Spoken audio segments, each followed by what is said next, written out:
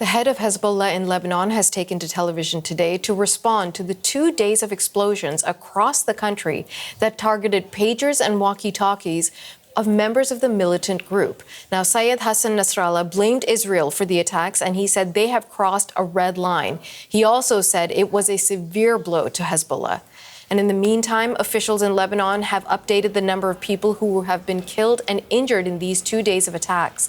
They say at least 25 people were killed and more than 6,000 wounded yesterday.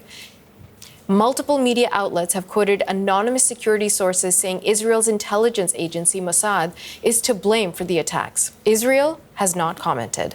CBC's Sasha Petrusik is in Jerusalem following the developments. Sasha, what's the latest? Well, Natasha, this is really, everybody was watching to see what Nasrallah would say, to see whether, in fact, he would call for a direct and immediate attack on Israel. He did say it was a declaration of war, as you said. He called the 2 days this week of attacks the Tuesday massacre and the Wednesday massacre, and he called all of that a terrorist act. But he said this did not bring us to our knees, and we will hold our heads high. He made the point that Israel tried to destroy our infrastructure and basically said that when Hezbollah decides that they're going to launch an attack on Israel, which he reserved the right to do at any time, that was going to be a closely held secret, and that wasn't going to be communicated among all the members because presumably they've learned their lesson.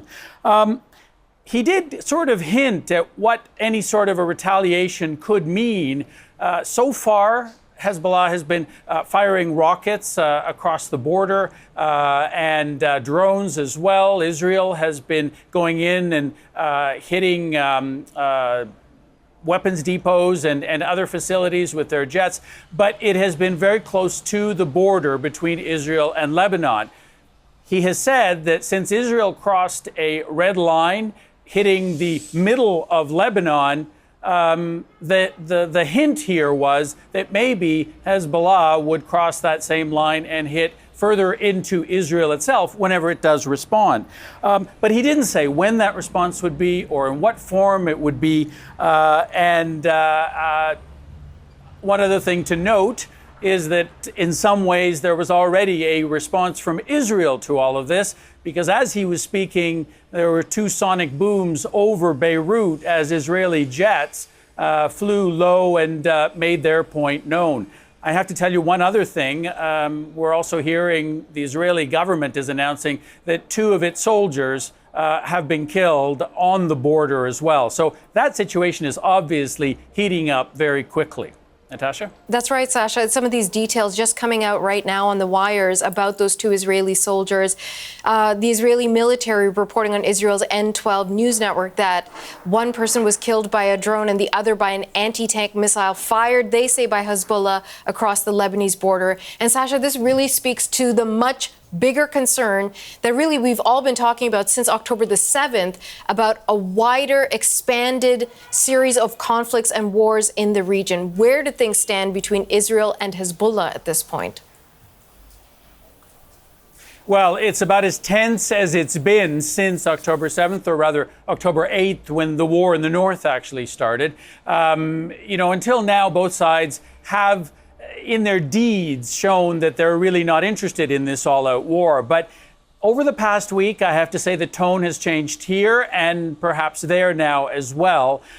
We've had the defense minister, Yoav Gallant, saying that this war in the north has started a new phase. And in terms of actions, Israel has shown that things are different because they have moved some of their most powerful divisions up to the north and basically pulled them out of Gaza. So they've declared that the north is probably going to become some kind of a more active war zone.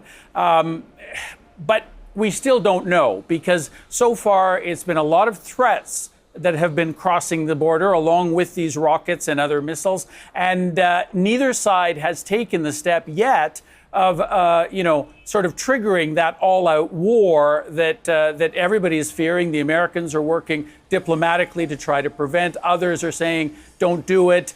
there's the fear that Iran will be brought in and that this will really explode in a much bigger way. This speech probably doesn't take us in that direction immediately, but definitely there were some threats that were made. And, whether Hezbollah can actually live up to those threats and face off against Israel or not, that's something that we have to see. But, Nasrallah did say that one of the biggest Israeli goals is to bring back its citizens into the north so that they can live there safely without the fear of these rockets. And he said that no all-out war is going to be able to bring them back safely, that there will always be the threat from Hezbollah. Natasha? CBC's Sasha Petrusik in Jerusalem. Thank you, Sasha.